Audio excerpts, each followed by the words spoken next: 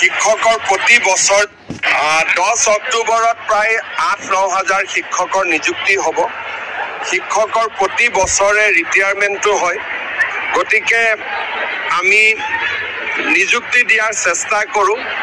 কেতিয়াবা হাইকোৰ্টত কেছ আদিও থাকে। তাৰ মাজতে মই ভাবোঁ যে পৰিৱেশ আগতকৈ ভাল আৰু ভাল কৰিব লাগিব। আদৰ্শ LP নহয়, হাইস্কুলে হ'ব। LP আদৰ্শ কৰাৰ কথা আমি চিন্তা কৰা নাই, কিন্তু হাইস্কুলবিলাক আমি হায়াৰ ছেকেণ্ডাৰী কৰিম। 10 অক্টোবৰত প্ৰায় 8-9 হাজাৰ শিক্ষকৰ নিযুক্তি হ'ব। শিক্ষকৰ প্ৰতি বছৰে ৰিটায়াৰমেণ্টটো হয়।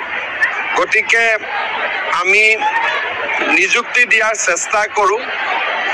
কেতিয়াবা হাইকোৰ্টত কেছ আদিও থাকে। তাৰ মাজতে মই ভাবোঁ যে পৰিৱেশ আগতকৈ ভাল আৰু ভাল কৰিব লাগিব। আদৰ্শ LP নহয়, হাইস্কুলে হ'ব। LP আদৰ্শ কৰাৰ কথা আমি চিন্তা কৰা নাই, কিন্তু হাইস্কুলবিলাক আমি হায়াৰ ছেকেণ্ডাৰী কৰিম। 10 অক্টোবৰত প্ৰায় 8-9 হাজাৰ শিক্ষকৰ নিযুক্তি হ'ব।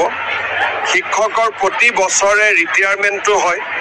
গতিকে আমি নিযুক্তি দিয়াৰ চেষ্টা কৰোঁ। কেতিয়াবা হাইকোৰ্টত কেছ আদিও থাকে।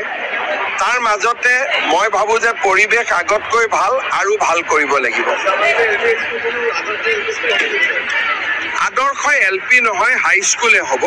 LP আদৰ্শ কৰাৰ কথা আমি চিন্তা কৰা নাই, কিন্তু হাইস্কুলবিলাক আমি হায়াৰ ছেকেণ্ডাৰী কৰিম। 10 অক্টোবৰত প্ৰায় 8-9 হাজাৰ শিক্ষকৰ নিযুক্তি হ'ব। শিক্ষকৰ প্ৰতি বছৰে ৰিটায়াৰমেণ্টটো হয়।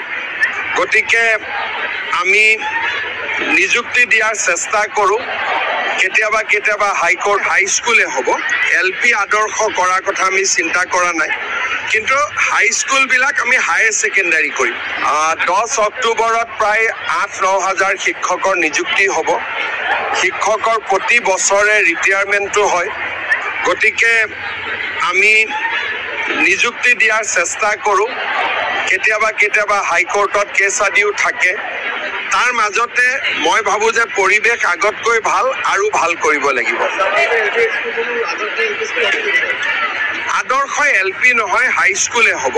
LP আদৰ্শ কৰাৰ কথা আমি চিন্তা কৰা নাই, কিন্তু হাইস্কুলবিলাক আমি হায়াৰ ছেকেণ্ডাৰী কৰিম।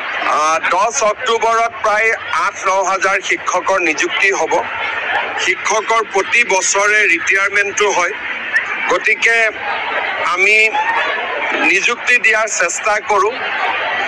কেতিয়াবা হাইকোৰ্টত কেছ আদিও থাকে। তাৰ মাজতে মই ভাবোঁ যে পৰিৱেশ আগতকৈ ভাল আৰু ভাল কৰিব লাগিব।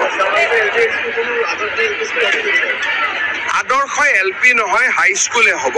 LP আদৰ্শ কৰাৰ কথা আমি চিন্তা কৰা নাই, কিন্তু হাইস্কুলবিলাক আমি হায়াৰ ছেকেণ্ডাৰী কৰিম। 10 অক্টোবৰত প্ৰায় 8-9 হাজাৰ শিক্ষকৰ নিযুক্তি হ'ব। শিক্ষকৰ প্ৰতি বছৰে ৰিটায়াৰমেণ্টটো হয়। গতিকে আমি নিযুক্তি দিয়াৰ চেষ্টা কৰোঁ। কেতিয়াবা হাইকোৰ্টত কেছ আদিও থাকে। তাৰ মাজতে মই ভাবোঁ যে পৰিৱেশ